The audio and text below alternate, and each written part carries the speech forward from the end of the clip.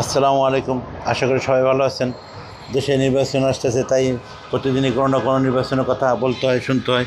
আবার নির্বাচন আসছে, তাই নির্বাচনী কার্যক্রম দলগুলোর মধ্যে শুরু হয়েছে এবং বিএনপি, জামাত ইসলামী তাদের সভাপতি কাজ শুরু করেছে। বিএনপি এই সময় মাসের শেষ দিকেই তাদের ক্যান্ডিডেটদেরকে গ্রিন সিগন্যাল দেবে। জামাতে ইসলামী অলরেডি অনেক ক্যান্ডিডেটকে গ্রিন সিগন্যাল দিয়ে দিয়েছে। কিন্তু এর এর মধ্যে কথা উঠেছে, জোটগতভাবে নির্বাচনের কথা উঠেছে। বিএনপি জামাত জোটগতভাবে নির্বাচন করতে পারে। যদি বিএনপি আর জামাত জোটগত নির্বাচন করবে, তাহলে এই জোটের প্রয়োজনটা কী? কার বিরুদ্ধে তারা জোটগত লড়াই করবে? আমরা এর আগে দেখেছি বিএনপি জোট করেছে জামাতের সাথে, আওয়ামী লীগ ও জাতীয় পার্টি জোটের বিরুদ্ধে। তারা দুইবার এইভাবে ক্ষমতায় গিয়েছে, কিন্তু এখন তো আওয়ামী লীগ নাই। তাহলে আর জাতীয় পার্টি বঙ্গুর অবস্থা, তার জামাতের সাথে লড়াই করার ক্ষমতা নেই। বিএনপি তো পরের কথা। তাই বিএনপি এখন জোট করবে জামাতের সাথে, সেক্ষেত্রে নিজের ভাগই ছেড়ে দিতে হবে। শুধু শুধু জোটের স্বার্থে নিজের অনেক আসন ছেড়ে দিতে হবে। এনসিপির সাথেও যে বিএনপি জোটের কথাবার্তা চলতেছে, সেখানে এনসিপি 10টা আসন ছেড়ে দেয়, সেই 10টা আসনে বিএনপির জন্য লস হবে। কিন্তু বিএনপি কেন নিজেকে দুর্বল মনে করছে সেটা আমরা জানি না।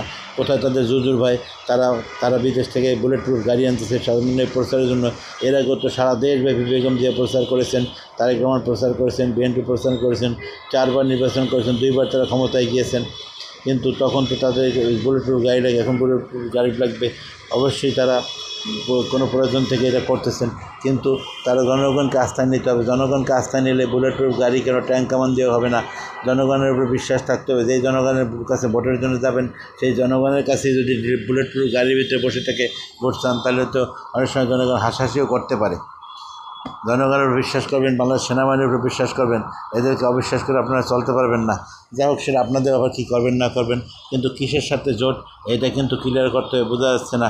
গরুর সাথে ঘাসের বন্ধুত্ব হলে গরু যদি ঘাস খাওয়া বাদ দেয়, তাহলে তো গরুই মরে যাবে, ঘাসও বাড়তে বাড়তে দেশ দখল করে ফেলবে। আমরা এরকম কিছু চাই না।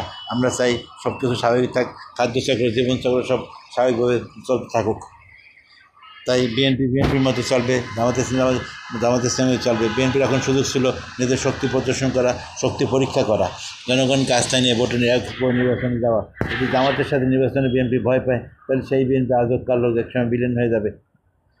আর যে গুপ্তরাজনীতি জামাত ইসলামী করে, সেই গুপ্তরাজনীতি বিএনপি করে না। তাই বিএনপি প্রকাশ্যে রাজনীতি, জনগণের কাছে প্রকাশ্যে জনগণের সাথে কথা বলতে হবে, জনগণের সামনে দাঁড়াতে হবে, ভোট চাইতে হবে, তাহলেই চলবে। জনগণের কাছে জামাতের মতো ক্ষমা চাওয়ার কিছু নাই।